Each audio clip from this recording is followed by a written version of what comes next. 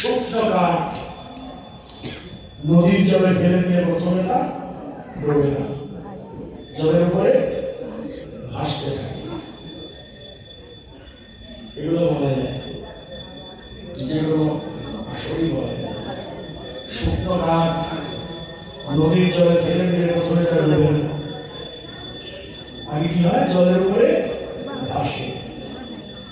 চলুন ধরে নেন তো, আর কি হচ্ছে?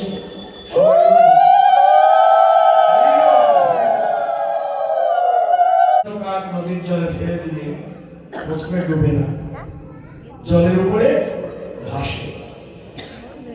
ভাসতে ভাসতে কি হয়? শুকনো কাঠ জলে ভিজে, জলের ভিতরে যে মাটি, ওই মাটি আছে না জলের ভিতরে, ওগুলো লাগে। কাঠটি জলে ভিজে, মাটি লেগে ভাসতে ভাসতে বহু দূর গিয়ে একবার ডুবে যাওয়ার প্রভাব। তদ্রূপ শুকনো কাঠ বলতে আমি নিজেকে বলছি, আমিও ডুবতে চাই, লীলা সাগরে ডুবতে হবে। কিন্তু আমি তো শুকনো কাঠের চেয়ে শুকনো, প্রেম ভক্তি রস পেতে বিন্দু মাত্র নেই, যাকে আমি ডুবে যাব। আমার উপায় কি? আমার উপায় আছে। শুকনো কাঠ যেমন জলে ভিজে মাটি লেগে ভারী হয়ে একদিন ডুবে যায়, আমার উপায় আছে, আমাকেও সাগরে ভাসতে হবে।